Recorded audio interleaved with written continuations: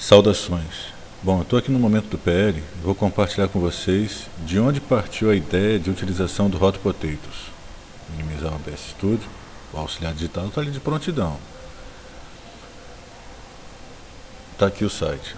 Esse site aqui, já até tinha compartilhado com vocês aí no Zap do NTE. Então está aqui, Informática na Educação, série de livros, texto da CEIV-SBC. Construção de software educativo, objeto de aprendizagem e recurso educacional aberto para o desenvolvimento do pensamento computacional. Alzira Ferreira da Silva, Cláudia Vivian Carvalho de Oliveira, Soares, Elmara Pereira de Souza. Pensamento computacional. O que é o pensamento computacional? Os softwares educativos, objetos de aprendizagem e recursos educacionais abertos podem ser utilizados ou produzidos na perspectiva do pensamento computacional. Como utilizá-los na educação? Estas são perguntas que nos instigaram a escrever este capítulo, pensando em você, leitor. Sabemos que a informática na educação brasileira teve seu marco inicial nas décadas de 70 e 80 do século passado, do milênio passado também, né? Quando começaram as discussões sobre o uso do computador no processo educacional. Naquela época, o computador era utilizado na educação apenas para o ensino da informática e como auxiliar do professor. O tempo passou, as tecnologias da informação e comunicação avançaram, pesquisas foram desenvolvidas e houve um progresso significativo na compreensão de outros modos de uso das tecnologias digitais no ensino-aprendizagem. Atualmente falamos em pensamento computacional, software educativo, objetos de aprendizagem e recursos educacionais abertos. Você sabe o que são essas coisas? O que é pensamento computacional? O pensamento computacional pode ser utilizado no processo de ensino-aprendizagem em qualquer área do conhecimento. O que são softwares educativos, objetos de aprendizagem e recursos educacionais abertos? Podemos produzir estes artefatos com base no pensamento computacional? Convidamos você a caminhar conosco por esta estrada e conhecer um pouco da história, dos conceitos, desdobramentos e movimentos atuais relacionados ao uso e, em especial, à produção desses artefatos para a construção do conhecimento, tendo como fio condutor o pensamento computacional. Vamos nessa? Objetos educacionais. Conhecer os fundamentos e as etapas do pensamento computacional e suas implicações para a produção de software educativos, SE, objetos de aprendizagem, OA, e recursos educacionais abertos, REA. Conceituar softwares educativos, objetos de aprendizagem e recursos educacionais abertos. Compreender as perspectivas teórico-metodológicas de produção e uso de C, OA e REA na educação. Identificar possibilidades de autoria de C, OA e REA para o desenvolvimento do pensamento computacional. Produzir objetos de aprendizagem com base nos princípios do pensamento computacional. Bom, isso aqui são os objetivos educacionais desse material. Índice: pensamento computacional. 2. Software educativo. 3. Objetos de aprendizagem. 4. Recursos educacionais abertos. 5. Conclusão, resumo, leituras recomendadas, exercícios, referências sobre as autoras, como citar este capítulo e comentários. Então, número 1, pensamento computacional. Considerando o campo de atuação do graduando em computação, tanto no que diz respeito aos recursos de bacharelado, como de licenciatura, ao tratarmos de software educativo, objetos de aprendizagem e recursos educacionais abertos, enfatizamos a perspectiva da produção da autoria e das possibilidades de colaboração em projetos interdisciplinares na área da educação. Não queremos com isso diminuir o valor do uso de tais artefatos para consumo, visto que o conceito de consumo também é mutável, a depender da forma como habilidades e competências são desenvolvidas. Nesse sentido, apresentamos como fio condutor o pensamento computacional com base em uma proposta que possa não só abranger a área da computação, mas principalmente sua ampliação, como forma de proporcionar melhorias na qualidade da educação brasileira. Consideramos que o profissional da área de informática na educação é fundamental para disseminar novas propostas de fazer educação. Olha aí que bacana, olha que beleza, hein? Vamos iniciando este diálogo com algumas reflexões sobre o que é o pensamento computacional e como pode ser utilizado.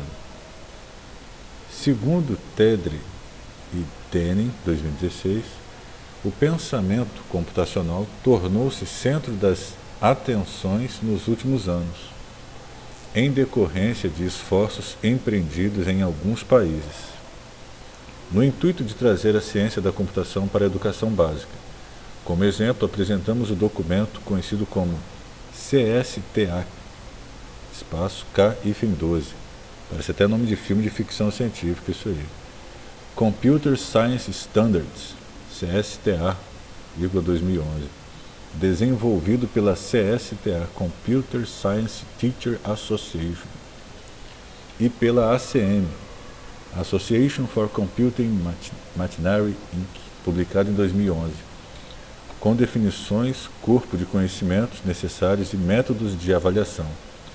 O objetivo centrou-se no desenvolvimento das habilidades do pensamento computacional em escolas de educação primária e secundária nos Estados Unidos, com base no entendimento de que, para serem bem educados, os alunos necessitam de uma compreensão clara dos princípios e práticas da ciência da computação, já que ao longo das últimas décadas os computadores têm transformado profundamente o mundo. Realmente. Vamos abrir aqui um parênteses. Vocês têm notado que a informatização está gerando um risco, né, de desemprego? Está acontecendo isso, né? Por exemplo, a bilhetagem eletrônica. Os trocadores estão passando por essa situação. Não vai demorar muito, vão ser os motoristas de ônibus, porque já temos aí a autodireção sendo testada em várias partes do mundo. Então esses profissionais têm que se atualizarem, né? Precisam se atualizar. Tá se preparando aí para essa mudança que está vindo.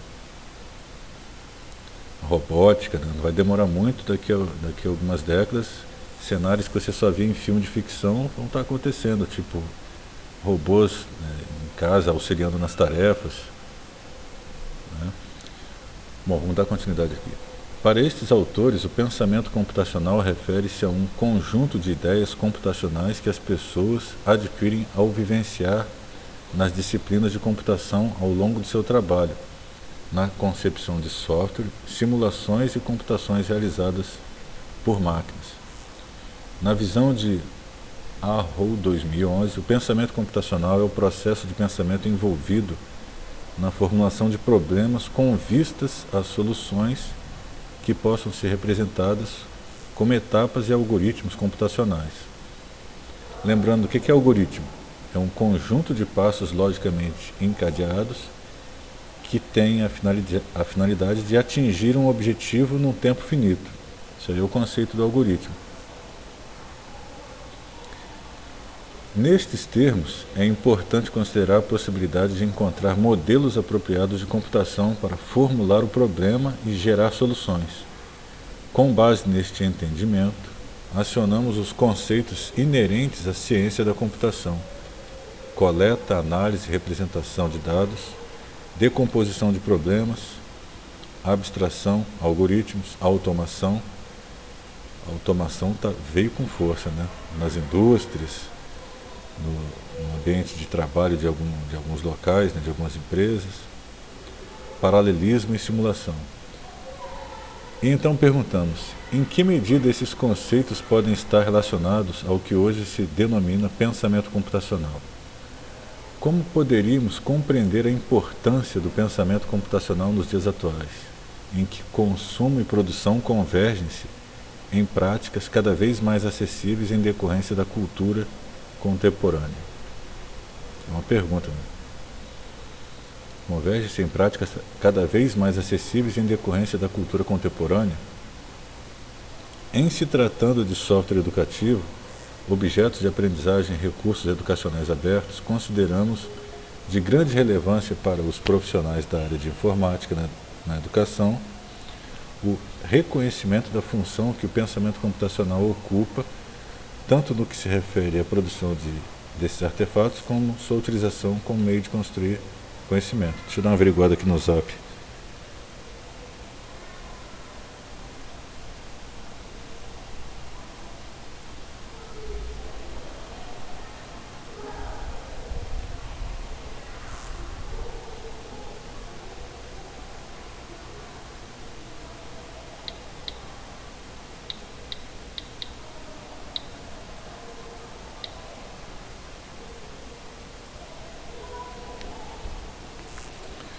Bom, então vamos dar uma continuidade.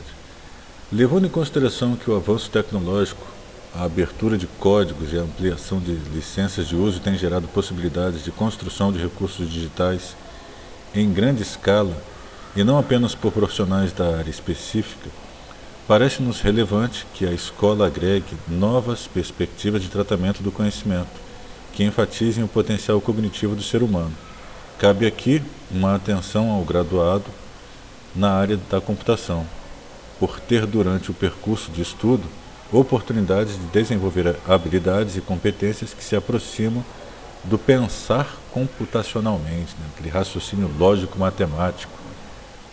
Não queremos, no entanto, restringir esta possibilidade à área da computação, como veremos a seguir.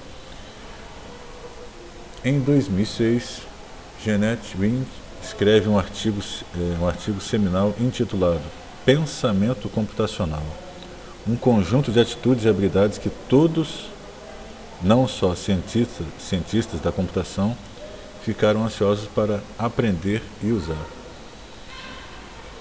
É algo que você pode adquirir, pode ensinar para a criançada, para os alunos do Fundamental 1, por intermédio da prática do xadrez, raciocinar de maneira lógico-matemática. O xadrez ele proporciona isso. Aprender a trabalhar com linguagem de programação também vai fortalecer muito a questão da lógica na mente dos pequenos. E uma vez que você ensine isso a um ser humano, meu amigo, você pode ter certeza que ele vai crescer com uma mentalidade muito diferente das dos demais. Você pensa de maneira lógico-matemática, qualquer que seja o assunto. Você não vai virar um ser perfeito, mas sua forma de raciocinar vai ser diferente. Voltando à leitura aqui. Que revolucionou as concepções até então vigentes sobre o lugar da ciência da computação em relação às outras ciências. Ela nos diz: pensamento computacional é uma forma para seres humanos resolverem problemas. Não é tentar fazer com que eles pensem como computadores. Computadores são enfadonhos, humanos são espertos e imaginativos. Nós humanos tornamos a computação estimulante. Equipados com aparelhos computacionais, usamos nossa inteligência para resolver problemas que não arriscaríamos sequer tentar antes da era da computação e criar sistemas com funcionalidades limitadas, apenas pela nossa imaginação. Professores de ciência da computação deveriam lecionar uma disciplina chamada Formas de Pensar como um Cientista da Computação. Para estudantes no primeiro ano da faculdade, tornando-a disponível não apenas para alunos do curso de Ciência da Computação. Devemos expor os estudantes pré-universitários aos métodos e modelos computacionais.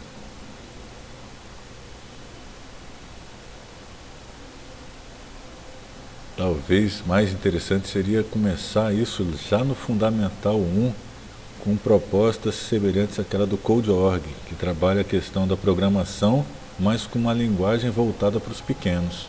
Se você começa isso cedo, quando chegar na idade universitária, o ser humano já vai ser já vai estar com a mente bastante desenvolvida, né? Muito mais avançada do que se começar já nessa fase.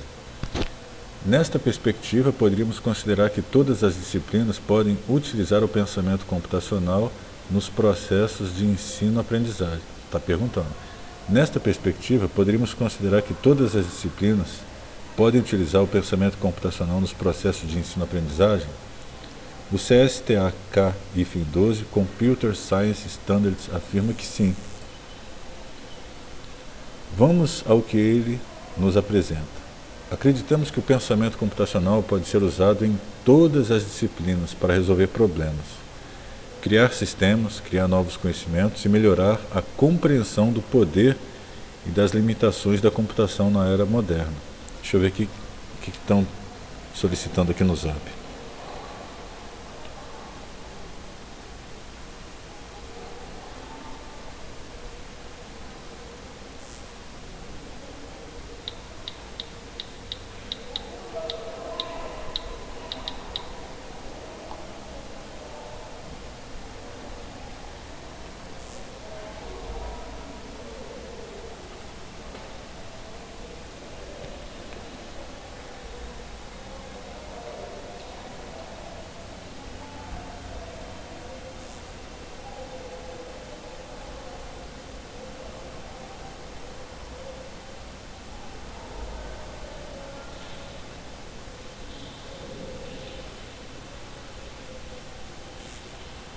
Bom, então, retomando aqui, o estudo do pensamento computacional permite a todos os alunos melhor conceituar, analisar e resolver problemas complexos, selecionando e aplicando estratégias e ferramentas adequadas, tanto virtualmente quanto no mundo real.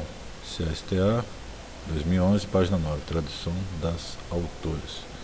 Levando em consideração que a produção de artefatos digitais atualmente se expande numa velocidade crescente e irreversível, no que tange as diferentes disciplinas e sendo o pensamento computacional utilizado na prática por profissionais da área da computação, compreendemos que este profissional agrega os conhecimentos necessários para que tal produção contribua efetivamente na construção de processos de aprendizagem condizentes com a natureza humana, como diz o Inc. 2006. O pensamento computacional se constitui com base em conceitualização, ideias, habilidades fundamentais e não mecânicas.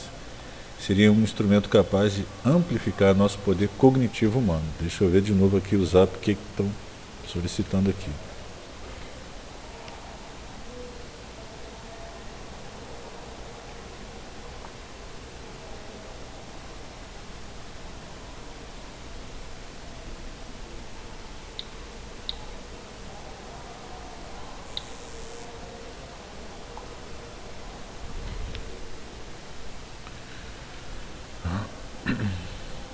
Retomando, nas palavras de Blickstein, 2008, usar computadores e redes de computadores para aumentar nossa produtividade, inventividade e criatividade, nesta perspectiva não serão os artefatos em si que propiciarão mudanças, mas toda a gama de conceitos que somos capazes de articular para resolver nossos problemas na busca de um melhor gerenciamento de nossas vidas e de interação com as pessoas que conosco compartilham do mundo.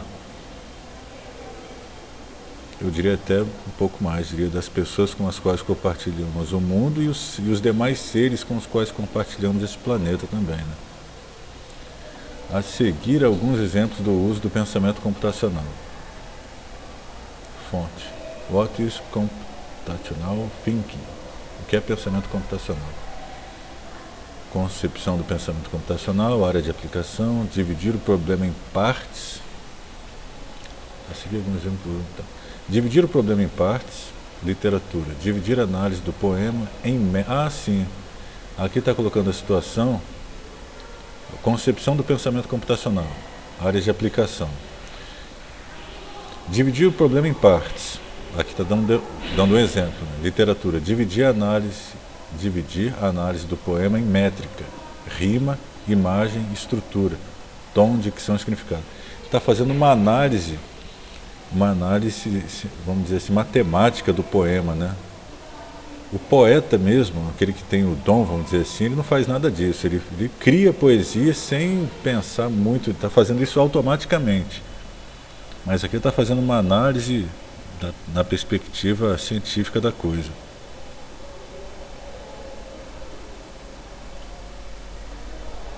Bom, reconhecer e encontrar os padrões ou tendências. Economia. Encontrar padrões cíclicos de aumento e queda da economia no país. Desenvolver instruções para resolver problema ou passos para a tarefa. Culinária. Escrever uma receita para que os outros usem. Generalizar padrões e tendências em regras, princípios ou insights. Matemática. Descobrir as regras para fatorar polinômios de segundo grau. Química. Determinar regras para ligações químicas e as interações. Analisando o quadro anterior, na coluna da esquerda, observamos que todos os itens se referem a habilidades ou conceitos relacionados ao pensamento computacional. Na coluna da direita, no entanto, há exemplos de como o pensamento computacional pode ser utilizado em diversas áreas do conhecimento, como literatura, economia, culinária, matemática e química. Portanto, podemos dizer que as habilidades e a forma como os cientistas da computação pensam formam o pensamento computacional e que ele pode ser aplicado em qualquer área sempre que desejar desenvolver um processo ou algoritmo para resolver um problema. Será que um computador dotado de uma inteligência artificial seria capaz de produzir arte, produzir uma poesia? Se você conseguir descrever como o artista, o poeta faz para gerar aquela obra de arte, você consegue programar um computador para fazer o mesmo. Não é uma tarefa fácil. Debate. O pensamento computacional se aplica a qualquer área do conhecimento? O pensamento computacional tem sido um conceito bastante estudado nos últimos anos em várias partes do mundo. Os conceitos utilizados na ciência da computação: coleta, análise, representação de dados, decomposição de problemas, abstração, algoritmos, automação, paralelismo e simulação, podem ser usados em qualquer área do conhecimento para desenvolver o pensamento computacional. Bom, até pouco tempo nós não tínhamos veículos com direção autônoma, né? Quem diria que hoje você tem veículos aí que salvam vidas, né? O motorista dorme no volante, sabe-se lá o porquê, e você deve ter visto essa notícia no jornal, foi veiculada recentemente. E o carro assumiu o comando e continuou dirigindo, e o motorista estava apagado ali, dormindo. Aí o motorista ao lado filmou a cena.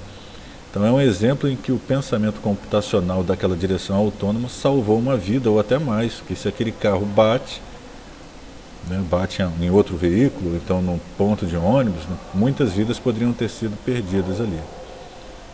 Um exemplo aí em que o pensamento computacional convertido numa tecnologia foi muito útil. Que tal um posicionamento sobre a questão?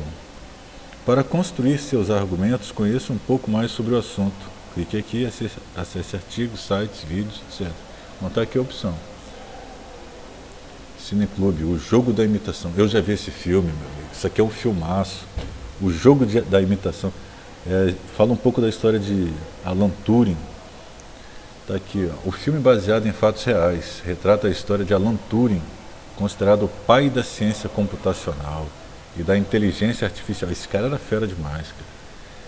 Recomendamos esse filme por apresentar as origens da ciência da computação e por mostrar todo o processo percorrido por Turing até chegar à resolução do problema, levando em consideração que o desenvolvimento de OA, C e RE é baseado no conceito de algoritmo, aquele passo a passo para resolver o problema. Indicamos o referido filme por entender que algoritmo é um dos pilares do pensamento computacional e a história de Turing pode provocar reflexões em torno do tema abordado no capítulo.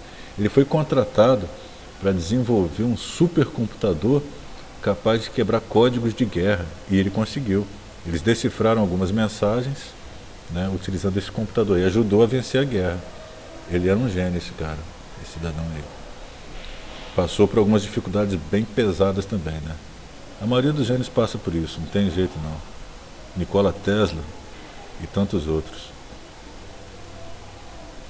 Agora que você já tem uma ideia do que é pensamento computacional, vamos conhecer um pouco sobre os softwares educativos, objetos de aprendizagem e recursos educacionais abertos, tendo como linha condutora o pensamento computacional.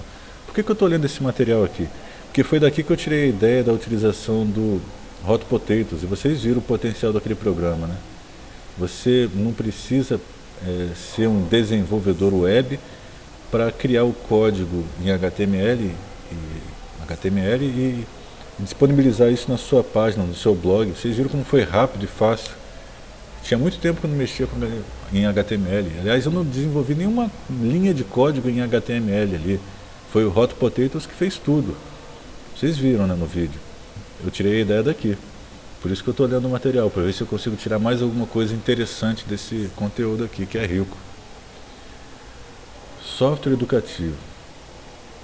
Na educação é comum o uso de recursos que podem ser materializados em objetos. Software, métodos que auxiliam no processo de ensino e de aprendizagem. Dentre esses destacamos os softwares que podem ter um uso modificado para a educação, isto é, uma aplicação educacional. Por exemplo, o sistema operacional Linux, né? Foi criada uma versão ali que é o Linux educacional. Nós trabalhamos com ele durante algum tempo, Linux educacional. Como, aqui voltando à leitura, né? Como um chat para ensino de línguas, redes sociais ou software desenvolvido especialmente para o contexto educacional. Um software educativo ou aplicativo educacional, app, é um sistema computacional cujo objetivo é auxiliar no processo de ensino-aprendizagem ou de autoaprendizagem.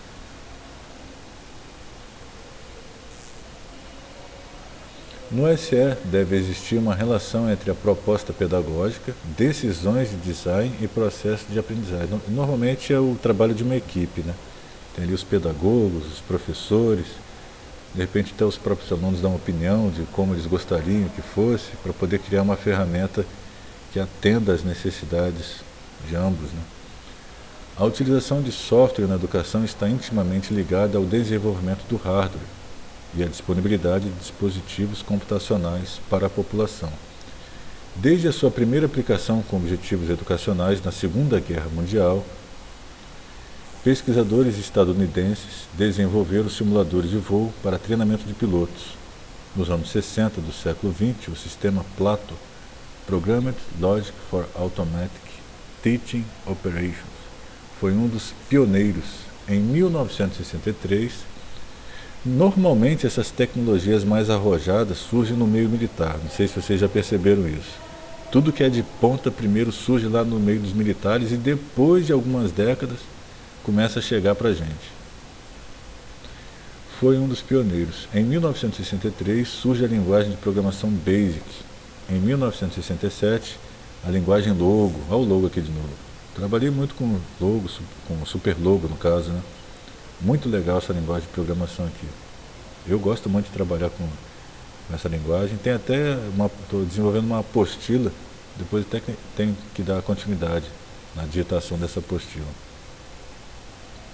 Pensar alguns exemplos ali mais voltados para o Fundamental 1, porque para o Fundamental 2 tem muita ideia. Proposta, voltando à leitura, né? Proposta por Wally, Furzik, Seymour Papert e Cynthia Solomon, criadores aí do Logo. Eles, o Piaget, né, as ideias de Piaget serviram de base, né? O Seymour Papert foi aluno de Piaget, com objetivos educacionais. Uma vez que foi desenvolvida especificamente para ensino a estudantes, universitários e usuários de computadores, inspirada na linguagem Logo, em 2007 foi lançada a linguagem de programação Scratch pelo grupo de pesquisa Lifelong Kindergarten do MIT, Media Lab do Massachusetts Institute of Technology, MIT, liderado por Mitchell Resnick. O Scratch é uma linguagem de programação gráfica em que você pode criar suas histórias animadas, jogos, animações e compartilhar suas criações online. foi desenvolvido para que crianças e jovens pudessem desenvolver os seus próprios projetos, aprender a pensar de maneira criativa e sistemática, além de trabalhar de forma colaborativa. Ele é fornecido gratuitamente, pode ser feito o download no endereço, aí tem o endereço aqui, https://scratch.meet.edu/download. E também pode ser utilizado online. Olha aí que legal. Linguagem Logo, Teoria e Prática. Neste pequeno vídeo, de 11 minutos e 17 segundos, Pimentel relata sua experiência com a linguagem Logo.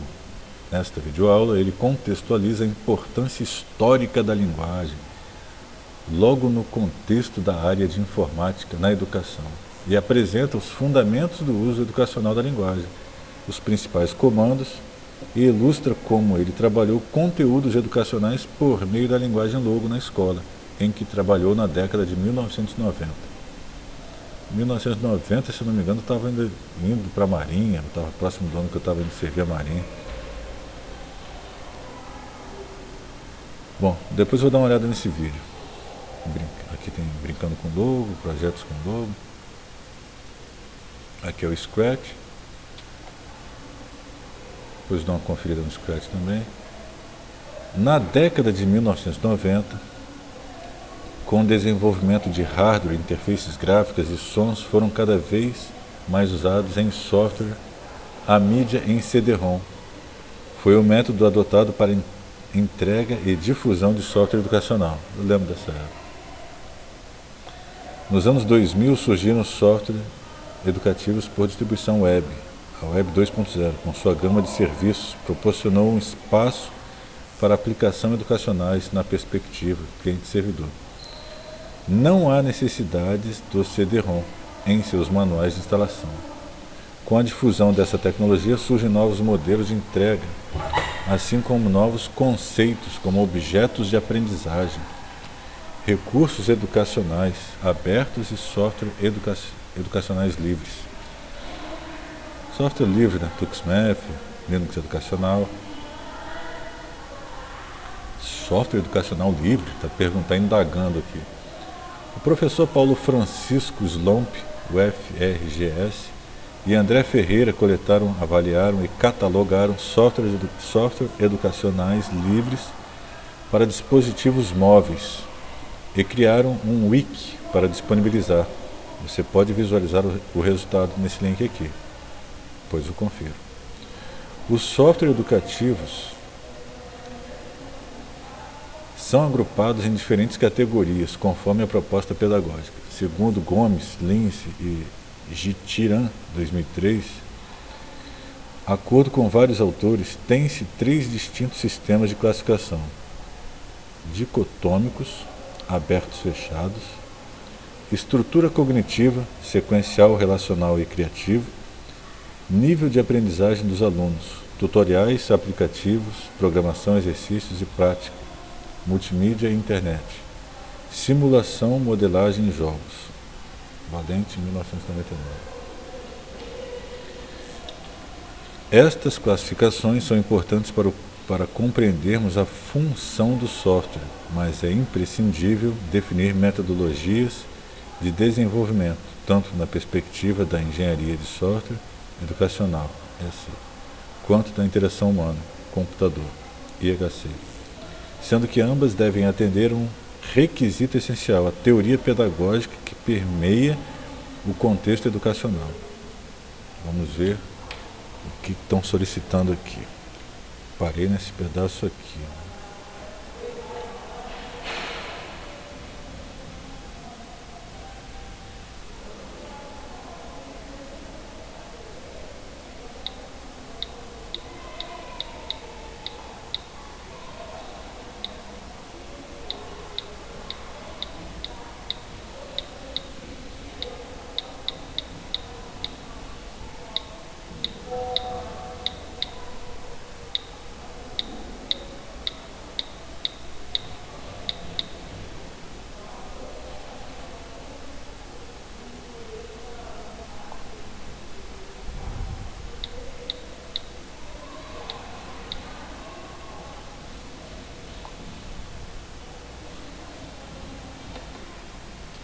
retomando a leitura. Não vai ser hoje. Tá, retomando a leitura. Estas questões são importantes em decorrência da necessidade de compreender os sujeitos e instituições, em especial professores e alunos e suas relações no processo de ensino-aprendizagem. Tudo isso revela a complexidade de se desenvolver um software educativo. Nesse sentido, é preciso pensar em desenvolver interfaces que sejam fáceis de usar e agradáveis ao uso. Norman, 2013.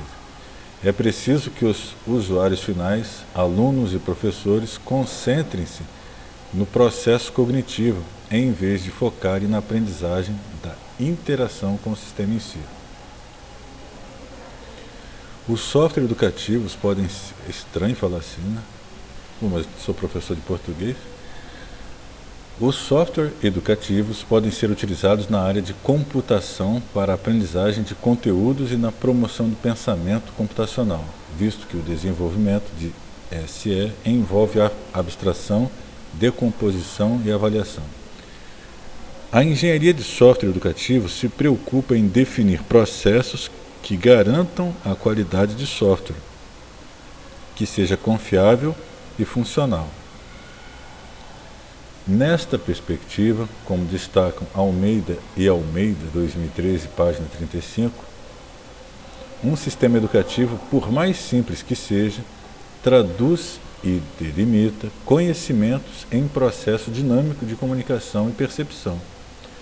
As disciplinas de informática na educação e software educativo, tanto para bacharelado quanto para licenciatura, podem proporcionar espaços em que alunos e professores interajam com um problema e desenvolvam recursos digitais. Como dito anteriormente, pensar em software ou app educacional é pensar em conteúdo, processos de aprendizagem e design.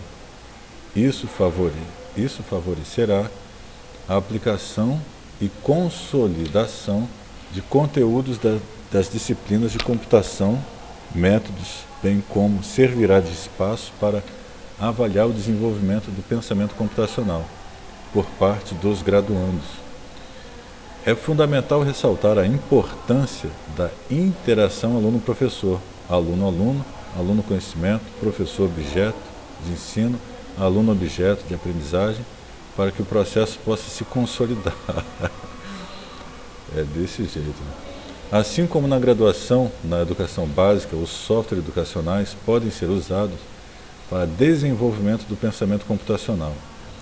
Destacamos o uso de linguagem de programação, com editores de texto ou IDE. Do inglês Integrated Development Environment, ambiente de desenvolvimento integrado, com o foco no projeto de algoritmos, abstração e decomposição. A robótica educativa, olha o Arduino aí, o projeto o Explorador Uno aí na área, visando ao ensino de computação, também é um exemplo que possibilita a construção do pensamento computacional.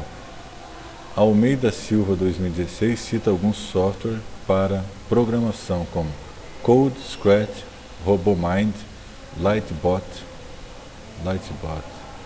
Para a programação colaborativa em pares, temos disponíveis sistemas web como CodeBank e Scrapify.io.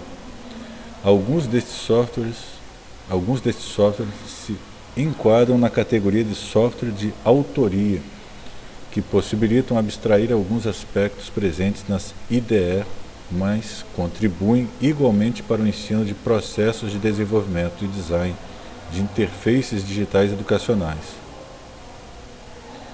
Neste caso, os alunos devem ser desafiados a conhecer como os outros compreendem o conteúdo, como resolvem as suas tarefas com o uso de sistemas digitais para que possam produzir software educacionais adequados à realidade educacional.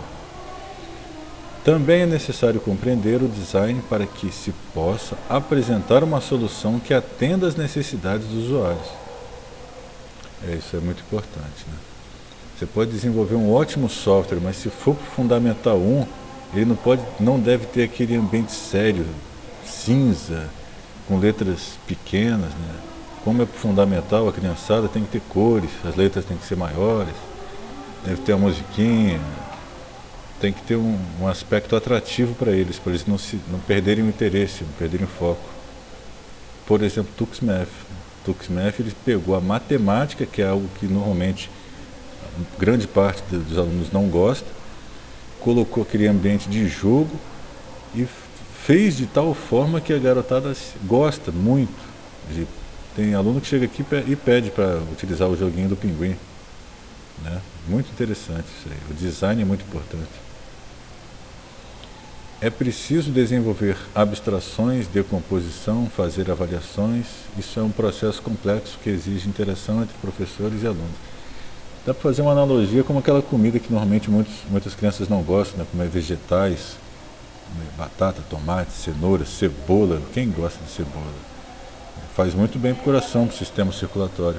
Aí o que você faz? Você faz uma torta e coloca isso tudo lá dentro. Aí a criança vai comer, muitas vezes sem saber que está comendo aquilo tudo que vai fazer bem para ele. É o TuxMath, né? Pegar a matemática e tornar ela bem interessante para a garotada, por intermédio de um jogo. Bom, nessa etapa não é necessário utilizar uma metodologia tradicional de engenharia de software, ou IHC, mas podem ser adotadas atividades básicas de design, como identificação das necessidades dos usuários e estabelecimento de requisitos, desenvolvimento de design alternativos, construção de protótipos alternativos e avaliação de design. Prince, Roger e Sharp, 2005, na ESE. As atividades de desenvolvimento são agrupadas em fases, como definição de requisitos, análise, projeto de desenvolvimento, teste e implantação. Assim, os alunos deverão, a cada passo, buscar refinar as soluções estabelecidas, tendo em mente os requisitos elucidados. São áreas muito promissoras, né, da robótica. Vocês viram os vídeos que eu postei sobre robótica, os robôs da Boston Dynamics? Sabem o preço daqueles equipamentos? Aquele menorzinho amarelo que parece um cachorro mecânico? O preço daquele equipamento é $74 mil, meu amigo. E ele faz tem uma série de utilidades. Ele tem um país que adquiriu aquele equipamento para poder monitorar distanciamento social em praça pública. Tem empresa que adquiriu aquele equipamento para monitorar o funcionamento de outras máquinas. Ele vai, patrulha ali a empresa, né, o chão de fábrica, e depois retorna todas aquelas informações. Aí volta para a base dele e recarrega um outro daquele robozinho lá, ativa e continua a ronda. Depois volta para a base, passa as informações e o outro assume. É caro, né? $74 mil, mas eu acredito que com o avanço da ciência, da tecnologia, da robótica, há de chegar o tempo em que, daqui a algumas décadas, que cada cidadão vai poder ter em casa um assistente, um auxiliar digital desse aí, para os afazeres domésticos, para os afazeres, né, do seu dia a dia. Mas vai ter que baratear muito o preço, viu? Porque $74 mil, cara, cidadão que não tem nenhum veículo automotor ainda vai poder ter um negócio desse quando? Só programando mesmo, né? Bom, então vamos retomar a leitura aqui. Só para empresa mesmo, só para o pessoal das altas esferas por enquanto. Outro recurso que pode ser utilizado tanto para a aquisição de conteúdos de programação quanto de desenvolvimento são os motores de jogos, que possibilitam a criação de jogos digitais. Esses, além dos aspectos computacionais, envolvem no seu processo de criação conceitos referentes a narrativas interativas, jogos com narrativas e jogabilidade. Existem atualmente vários motores de jogos que são livres, como Blender Game Engine, Unity Engine, Unreal Development Kit, Game Maker, já vou falar desse aqui, Roblox Studio. Apresentando o movimento Maker. O movimento Maker é uma evolução da faça você mesmo, ou do it yourself em inglês, que se apropriou de ferramentas tecnológicas como a placa Arduino, impressoras 3D, cortadoras a laser e kits de robótica. Aqui é a praia do explorador Uno mesmo. Prototipação e fabricação de produtos, soluções e projetos. O aluno que estuda esse explorador 1, ele pode despertar, pode ter a mente dele despertada, né, para essa área da robótica ou depois ser um grande engenheiro da computação. Pode ser alguém que vai fazer ali, se interessar e mais tarde fazer uma faculdade de robótica, né, mecatrônica. Pode ter essa vocação despertada agora, no fundamental, para o explorador Uno, programação. A internet, ao conectar fazedores e facilitar a divulgação de vídeos e manuais de experiências, também foi responsável pela popularização da cultura. Fonte: o que é a cultura maker e o que ela tem a ver com a educação? O movimento maker é uma tendência crescente em todo o mundo e já está mudando a realidade de algumas escolas brasileiras. O barateamento de tecnologias como impressoras 3D também é outra coisa cara, né? A impressora 3D é muito útil, mas também é cara. E cortadoras a laser permite que dentro de laboratórios pequenos sejam fabricados objetos que até há pouco tempo só podiam ser produzidos em linhas de montagem industriais. Transformar o modelo de escola vai bem além de instalar um laboratório sofisticado. Uma escola que deseja aderir de forma plena ao movimento maker deve organizar cenários de aprendizagem que permitam participação e autoria por parte dos alunos. Fonte: Movimento Maker. Alunos se tornam produtores de conhecimento e objetos. Ouça o podcast sobre como montar um laboratório maker, Instituto Povir. Interessante. Tem muita coisa aqui para ser explorada. Outra questão a ser pensada é a avaliação de software ou app educativo. Neste caso, é necessário definir critérios baseados em usabilidade, funcionalidades, uso de metadados que facilitem a identificação do público-alvo, objetivos, língua, nível educacional. Nível educacional é muito importante. Por exemplo, na apostila do Superlogo que eu estou desenvolvendo, eu criei uma questão ali usando MMC, MDC, rodas dentadas e coloquei ali o triângulo isósceles retângulo e coloquei ali a indicação da turma, né? É nono ano, o conteúdo é de nono ano. Não adianta passar aquilo para o sexto, para o sétimo, porque eles não viram isso ainda. Então eu coloquei a indicação ali, mas vou pensar em questões para o Fundamental 1 também. Bom, então retomando aqui, nível educacional, etc. Além disso, é importante avaliar as construções dos usuários em relação ao conhecimento que emergem por meio dos processos de interação, sujeito-interface, possível em contexto de uso. São as relações estabelecidas pelos alunos e professores que permitem avaliar o quanto o software se aproxima da proposta pedagógica definida na etapa de levantamento de requisitos. A especificação de requisitos é muito importante. É uma lista do que aquele software tem que atender. Se você tem a especificação de requisitos, dificilmente seu cliente vai reclamar do que você fez, porque você vai pegar aquela prancheta, aquele arquivo de especificação de requisitos e falar: está aqui, ó, o senhor especificou isso aqui, foi isso que o senhor cobrou. E o produto tem essa especificação de requisitos. Agora, se você não tem especificação, se foi tudo de boca, acordado de boca, né, só de bate-papo, aí está complicado.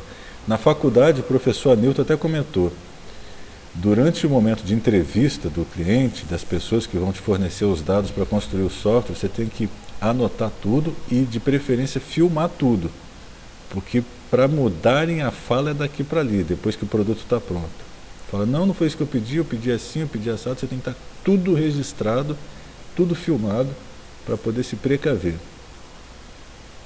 Então, retomando a leitura.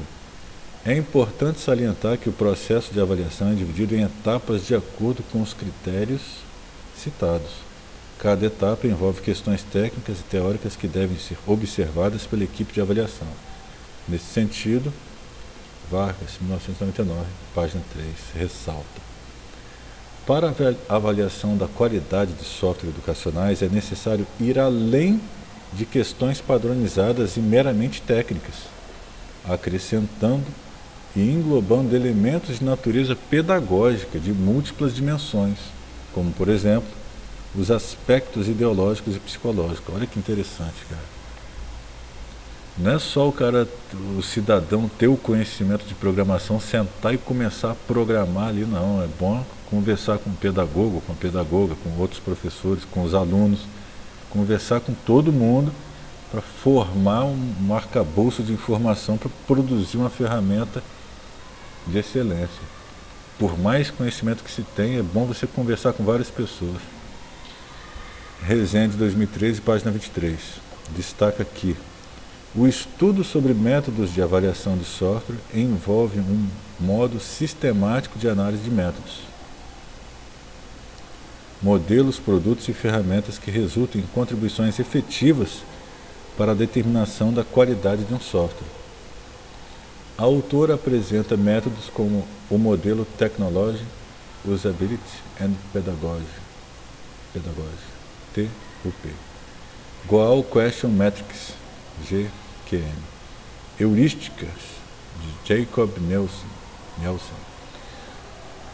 a norma NBR ISO/IEC 25010, diferencial semântico de Osgood e método Reeves.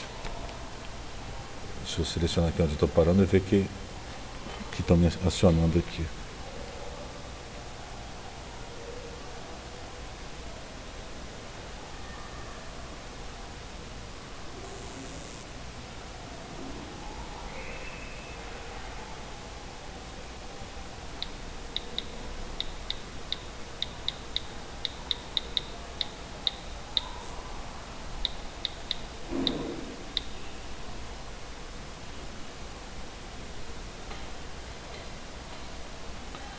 A avaliação pode ser realizada por professores e por alunos, assim como por especialistas, pois é um mecanismo importante para se pensar sobre o processo de ensino-aprendizagem.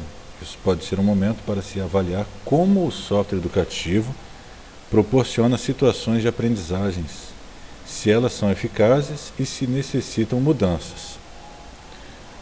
Isso é muito importante, feedback, né? Quando você tem um retorno, para poder aperfeiçoar, seja o software, seja o processo, seja lá o que for da empresa ou da escola.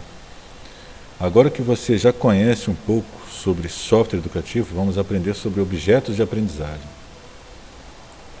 Objetos de aprendizagem, OA, você já deve ter ouvido falar em objetos de aprendizagem ou simplesmente OA. Mas o que é, de fato, OA? Será que qualquer recurso utilizado na educação pode ser considerado objeto de aprendizagem? Quando falamos em objetos de aprendizagem, são vários os conceitos encontrados na literatura. Wiley, 2000, afirma que o objeto de aprendizagem são quaisquer recursos digitais que possam ser reutilizados para apoio aos processos de aprendizagem. Está aí um conceito. Segundo Tarouco, Fabre e Tamujonas, 2003, quase estamos juntos. Objetos de aprendizagem são blocos criados a partir de linguagens e ferramentas de autoria que permitem maior produtividade, uma vez que sua construção demanda muito tempo e recursos, especialmente quando envolve multimídia. Silva, 2011, página 22, diz que em 2002, o Learning Technology Standards Committee, LTSC, órgão pertencente ao Institute of Electrical and Electronics Engineer, apresentou o padrão Learning Object Metadata, ampliando o conceito de objeto de aprendizagem. Nesta nova visão, o objeto de aprendizagem é qualquer elemento digital, vamos colocar aqui, é qualquer elemento digital ou não digital, que possa ser utilizado para aprendizagem, educação ou treinamento. Olha que interessante. Não precisa ser necessariamente um software. É qualquer elemento digital ou não digital que possa ser utilizado para aprendizagem, educação ou treinamento. Porém, esta perspectiva nos parece bastante ampla, não acha? Por isso, como estamos dialogando com pessoas da área da informática na educação, optamos por conceituar objetos de aprendizagem como qualquer recurso ou objeto digital utilizado pedagogicamente e que pode ser combinado e reutilizado para fins educacionais. Aqui já deu uma restringida no conceito, né? Então, optamos por conceituar objetos de aprendizagem como qualquer recurso ou objeto digital, ou seja, pode ser digital ou não, utilizado pedagogicamente e que pode ser combinado e reutilizado para fins educacionais. Por exemplo, material dourado da Montessori. É um objeto físico, né? Não é um software, mas é um objeto de aprendizagem. Assim como aqueles objetos de aprendizagem que nós utilizamos aqui no laboratório, né?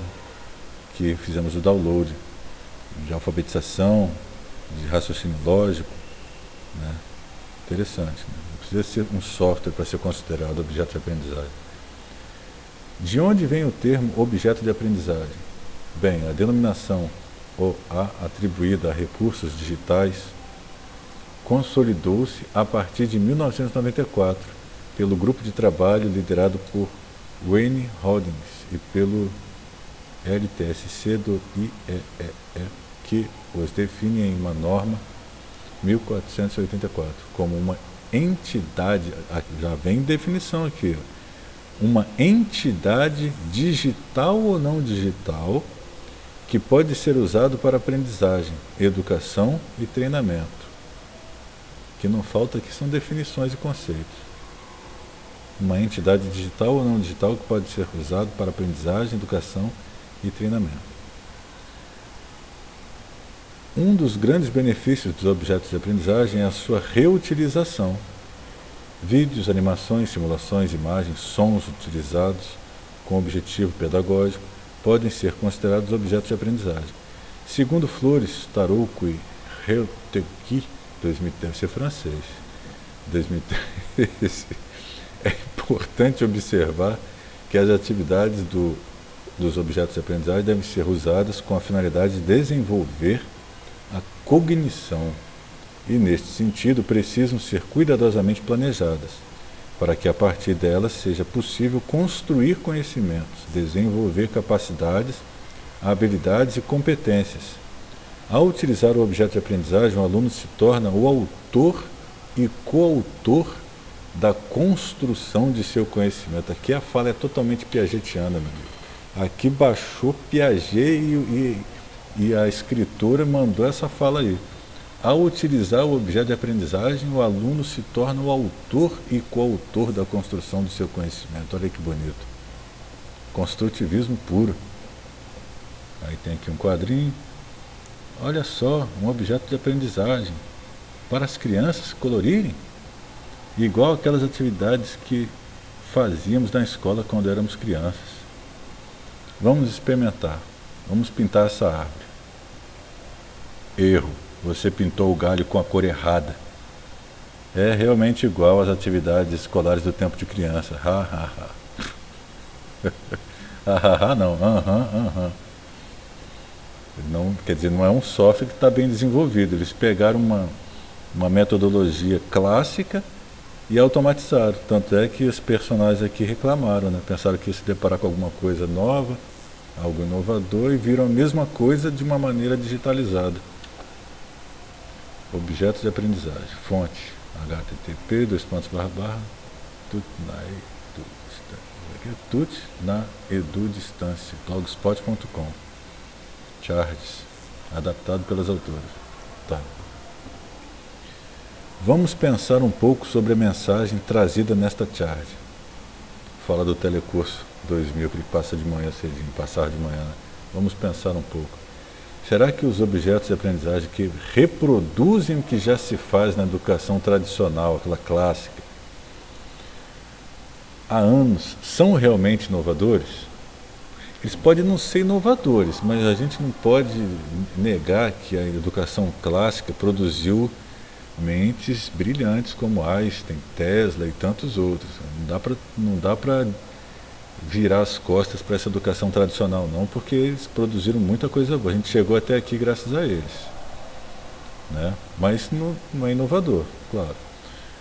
Os objetos de aprendizagem, de fato, podem trazer inovação e provocar mudanças de contexto educacional. No entanto, ao utilizar ou criar um objeto de aprendizagem, podemos ser impulsionados a repetir o mesmo, a fazer em formato digital o que já era feito em átomos,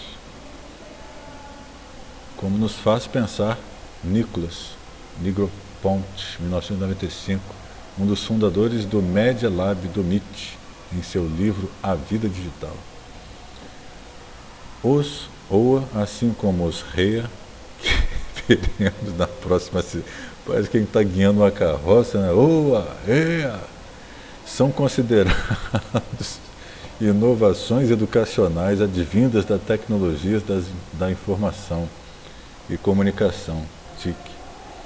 Para ser considerado objeto de aprendizagem, é desejável que essa inovação agregue a possibilidade de fazermos algo diferente, algo que dificilmente faríamos sem a TIC, seja nas ciências exatas, nas ciências da natureza, nas humanidades, nas artes ou em qualquer área do conhecimento.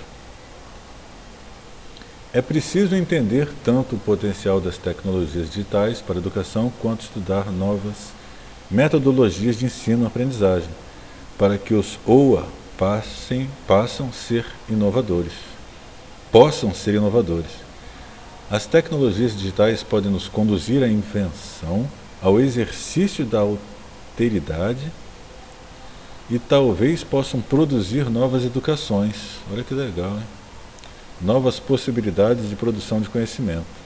Portanto, para que a incorporação das tecnologias dos OA na educação aconteça efetivamente, é preciso que este processo seja gradativo, levando em consideração a realidade em que está inserido. Com o avanço da internet, os OA ganham mais espaço nos projetos educacionais, visto que mais repositórios podem ser criados e disponibilizados para que qualquer pessoa possa acessar. A importância dos metadados para a indexação do OA. Está se referindo aqui à pesquisa lá no site de busca. Para que um objeto de aprendizagem possa ser recuperado e reutilizado, é preciso que esse objeto seja devidamente indexado, preenchimento dos metadados e armazenado em um repositório. Contudo, o preenchimento de metadados ainda é o gargalo do desenvolvimento do OA e um fator desestimulante de sua criação. Isso porque a indexação é um processo muito trabalhoso e que demanda muito tempo. Além disso, muitos criadores de OA e indexadores têm dúvidas sobre com que valores preencher os metadados, ou há interpretações diferentes sobre os valores a serem fornecidos. Os resultados são metadados incompletos, com valores ambíguos ou semanticamente inconsistentes, o que acaba por prejudicar a recuperação e, consequentemente, a reutilização dos OA. Quando eu estou desenvolvendo algo que eu quero disponibilizar no site de buscas, eu cadastro lá no site de buscas, eu penso na palavra que alguém que estaria procurando aquele conteúdo iria digitar no site de buscas e vou colocando aquelas palavras-chave ali, assim que eu procedo. Eu procuro me colocar na mente do internauta que vai pesquisar e pensar o que eu digitaria se eu fosse pesquisar esse conteúdo. E aí cadastro as palavras-chave, as expressões, né? No site de buscas, no YouTube, etc. Os padrões mais aceitos atualmente para a formatação dos pacotes de conteúdo são os SCORM, Shareable Content Object Reference Model, e o IMS Content Packaging, fonte, objeto de aprendizagem. Como qualquer recurso digital, os OA precisam seguir alguns padrões e protocolos técnicos. É importante também que o OA tenha granularidade, isto é, seja flexível para ser utilizado em diversas situações e contextos. Na criação de um objeto de aprendizagem, é fundamental que sejam observados tanto os aspectos técnicos quanto os pedagógicos. Segundo Silva, 2011, em relação aos aspectos pedagógicos, espera-se que os recursos sejam capazes de garantir a aprendizagem e a avaliação, e os aspectos técnicos requerem protocolos específicos e padrões para a entrega de conteúdos, garantindo a interoperabilidade entre diferentes ambientes virtuais e aprendizagem. Produzindo objeto de aprendizagem. A criação de um objeto de aprendizagem pode parecer complexa se analisarmos questões técnicas específicas da ciência da computação ou áreas afins. O ideal é que os OAs sejam produzidos por equipes multidisciplinares, programador, design gráfico, pedagogo, professor. Eu acrescentaria ali os próprios alunos, entrevistar alguns alunos para testar o protótipo, etc. e tal, aperfeiçoar o protótipo. Porém, sabemos da dificuldade em montar tais equipes para desenvolver os OA. E não dá para esperar que tenhamos equipes completas para criar, ou não é mesmo? Um OA pode ser criado em diferentes plataformas ou linguagens como HTML, Hypertext Markup Language, Java e Flash. Por exemplo, é importante que o software de criação de OAs seja capaz de reunir e empacotar em formatos CORM ou IMS. Atualmente, há softwares de autoria que facilitam a produção de OA por professores, alunos ou pessoas que não têm conhecimento técnico mais aprofundados que não sejam programadores.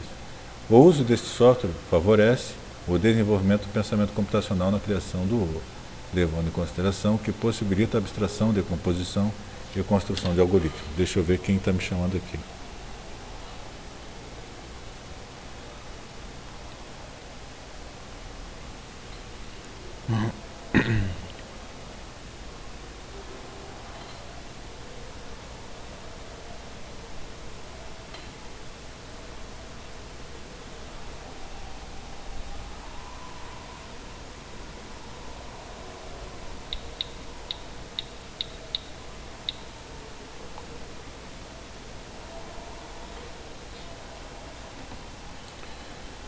A seguir, alguns exemplos de software de autoria. Aqui chegamos no Hot Potato, meu amigo. Foi aqui que eu tive contato com esse carinha, com esse software. E fiquei curioso, fiz o download lá em casa, instalei, testei e gostei muito. Quando eu vi aqui o que falou sobre ele, eu já gostei. Quando eu testei, eu gostei mais ainda. Vou usar muito esse software, mas muito mesmo. Você pode desenvolver lá no HTML, mas aqui vai ganhar muito tempo, porque você cria as questões. Você nem vai criar a estrutura da questão. A estrutura da questão está prontinha, você só tem que preencher os parâmetros, o enunciado, as alternativas, né, as mensagens. Ficou totalmente orientado ao objeto, vamos dizer assim. Toda a complexidade do código foi encapsulada ali, você não tem que se preocupar com o código. Se você conhecer o código, melhor ainda, que você vai ter um contato mais aprofundado com a situação. Mas se não conhecer, não vai prejudicar de forma alguma, porque ele já te entrega o código, você já faz o upload para o seu blog, para a sua página e disponibiliza as questões. Gostei muito mesmo do Hot Potato. É um software de autoria desenvolvido pelo Grupo de Pesquisa, Desenvolvimento e Desenvolvimento do Centro de Informática e Média da Universidade de Vitória, Canadá. Pode ser utilizado para a produção de atividades interativas para a web e compartilhamento em ambientes virtuais de aprendizagem. Instituições educacionais podem utilizar gratuitamente, necessitando apenas preencher um formulário no site. Já preenchi. As atividades criadas no Hot Potato podem ser salvas em HTML, compatíveis com os principais navegadores e sistemas operacionais. Eu não vi ainda em que linguagem ele foi feito, mas pelo aspecto, pelo layout que eu vi lá, os botões, meu amigo, me parece que isso aqui foi feito em Delphi. E eu vou te falar, o Delphi é uma linguagem de programação orientada a objeto formidável, muito flexível, muito poderosa.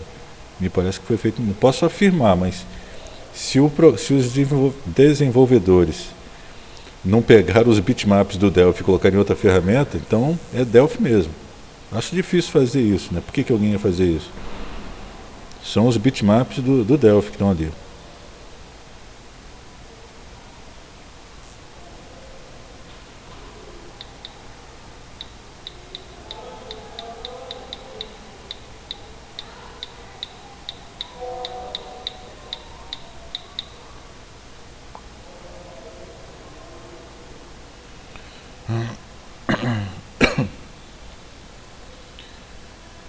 voltar aqui, né?